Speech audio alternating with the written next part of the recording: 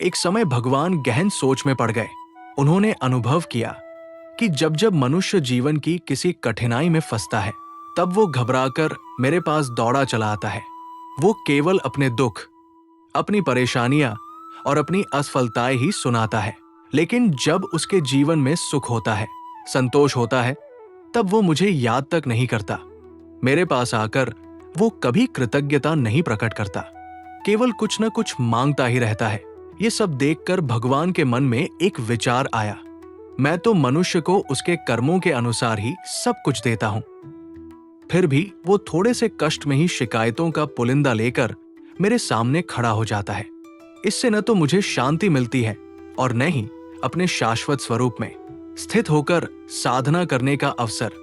इसी दुविधा को सुलझाने के लिए भगवान ने सभी देवताओं की सभा बुलाई और कहा, हे देवगण, ऐसा कोई स्थान बताइए जहां मैं निवास कर सकूं और जहां मनुष्य बार बार अपनी शिकायतें लेकर न पहुंच सके।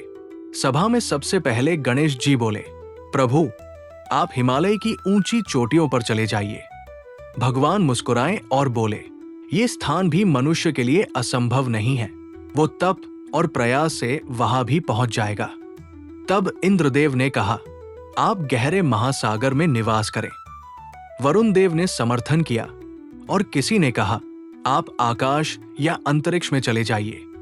पर भगवान ने शांत स्वर में कहा, मनुष्य की जिज्ञासा और उसकी इच्छाएं असीम है, एक दिन वो वहां भी पहुंच जाएगा। अब भगवान कुछ निराश से हो गए। वे सोचने लगे, क्या मेरे लिए सचमुच कोई ऐसा गुप्त स्थान नहीं है जहां मैं निश्चिंत होकर रह सकूं? तभी सूर्यदेव ने विनम्रता से कहा, प्रभु, आप मनुष्य के हृदय में निवास कर लीजिए। सब देवता चकित हो गए। सूर्यदेव आगे बोले, मनुष्य सदा बाहर देखता है, पर्वतों में, मंदिरों में, तीर्थों में, आकाश में, पाताल में, पर वो कभी अपने भीतर झांकने का साहस नहीं करता। वो आपको हर जगह खोजेगा, पर अपने हृदय में नहीं। और यदि करोड़ों में कोई एक मनुष्य आपको अपने हृदय में खोज भी ले, तो वो फिर शिकायत नहीं करेगा, क्योंकि उसकी इच्छाएं शांत हो चुकी होंगी और वो आपसे कुछ मांगने नहीं, बल्कि आप में विलीन होने आया होगा। भगवान को सूर्यदेव का ये विचार अत्यंत प्रिय लगा।